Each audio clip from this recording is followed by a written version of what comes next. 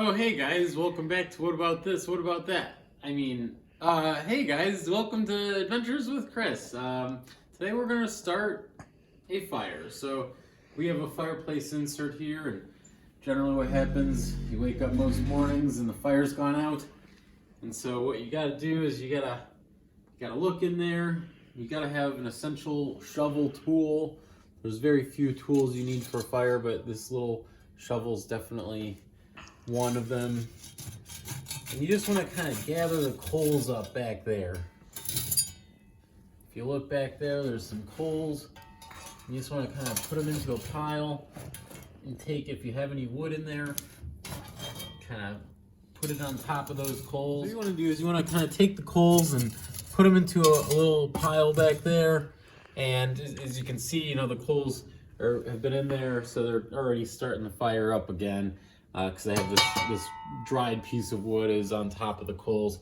But the other thing you really want to do is take some more wood and you want to put it on top of the coals.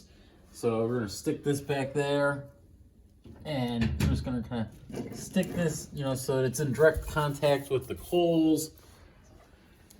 And then the other tool that's really essential to starting a fire is the bellows. You really need to have a set of bellows. You can pick these up from Home Depot or Lowe's or Amazon or anywhere for about $8. And this allows you to blow on the fire, and you can do this for as long as you want to heat up those coals and to accelerate the fire. So you're blowing on those coals, and you can see the fire is just getting a little bigger and bigger. So if we do nothing, the fire will either start to continue to get bigger, or it could just die out. But if it does start to die out, you just use the bellows to kick it up again. You can always crumple some paper up in there and help the wood catch a little more as well. The other thing is you can then close the door and latch it, and that blocks off any air from coming in except for the flue. But if you let it stay cracked open, it's going to allow a little extra air in there, and it's going to kind of accelerate the fire making process as well. So when the fire is heating up in the morning and it's just kind of getting going, sometimes I'll leave this cracked open to kind of heat it up a little faster. Once it's heated up, I close it off, let the whole unit continue to heat up. It's starting to heat up now. And once it's up to your full temperature, wherever you want it, that's when you can start to damper it down so that it controls the fire and doesn't get too hot and is an efficient use. The other thing I want to mention is the gloves. As you see, I'm not wearing gloves. This is not recommended. I definitely recommend wearing gloves. There's a lot of ways to get hurt while doing this. You could get a splinter from the wood. You could touch a hot coal, get burned, and generally I have to relearn that every year. And so this year I'm well into December, almost January. I haven't gotten burned or a splinter yet, so I'm still doing good without gloves, but I'm sure, knock on wood, that I don't get burned or a splinter and have to wear gloves for the rest of the year. But I recommend for you to wear gloves from the start. And so that's a quick little fire starter. The other thing that's important to know is you can turn your blower on now that it's all closed up, but don't open this door with the blower on. You want to make sure to turn the blower off before you open the door. If you don't, you're going to get smoke all into the house. The blower will just kind of like create this negative airflow and blow smoke into the house. So if you follow those, turn the blower off before you open the door, you'll never get smoke in the house, and your house won't smell like smoke. So, oh hey, and one more quick tip. You want to keep some water on top of the firebox here, this fireplace insert. This heat is great, but it can also be very dry. So if you keep water on top, it is going to release that moisture into the air, humidifying that air, making it more comfortable to breathe.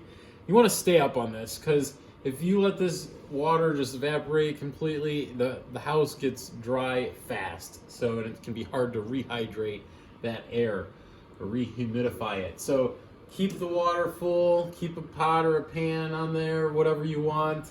There's a million different items. Doesn't have to be fancy. Just keep the water on top of the firebox and it'll really do a good job of humidifying the air for you. All right, thanks so much. Oh, hey, couple quick tips I forgot to mention. To make this easier, you want to have a lot of ash in your firebox here. So a lot of people think they have to clean out their fire like every day or every few days. That's not the case at all. You actually only really need to clean it out maybe like once or twice or maybe 3 times a season. So the more ash you have built up there, the more insulation it is for the coals to just like stay warm and stay hot overnight.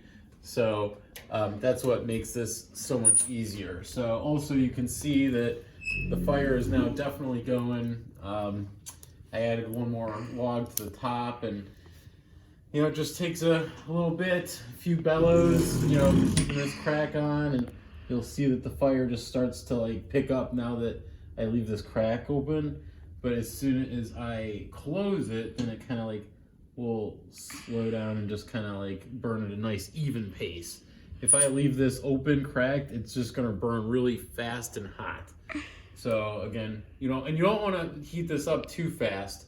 You know, that's I've heard stories where if you just have a raging, blasting fire in there, you know, you can kind of crack this steel here, crack the whole case. You know, again, like I just kind of have a nice fire, and this is, you know, not raging. I mean, you could have this going. So anyway, a couple quick tips. Hope that helps. And again, you just need a shovel and a bellows. And I always keep this close by as well. You know, you'll see that there's not a real big, you know, ash catch, or, you know, if a spark flies out and it just kind of lands on the floor, you want to kind of just scoop it up, you know, scoop up any ash, you know, if there's any like pieces of wood. I just kind of keep up with this maintenance. You know, every time I add a piece of wood into the fire, I just kind of sweep up the floor and then just kind of throw it into the fire. I'll do one of these quick little, you know, flick of the wrists here, scoop it up and just flick it into the fire. So any little crumbs, then just keep this close by. And that's it. Thanks. Fire, you know, having a fireplace sensor is you gotta have a bag. This bag makes it so easy to carry wood. I mean, the worst part about having a fire is wood management, right? So over here in this room, I've got some wood. If you take a look, this is our little foyer here. And so let's close this door. So you gotta have wood, and you gotta have a bag to put the wood. So you just load up some logs here. And you put them in the bag. You just can carry them all at once.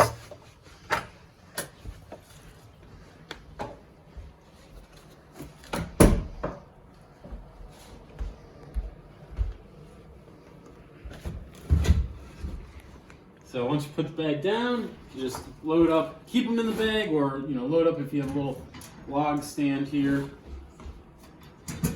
And that really makes it a little more convenient when you need to throw another log onto the fire. The bag is essential. Thanks.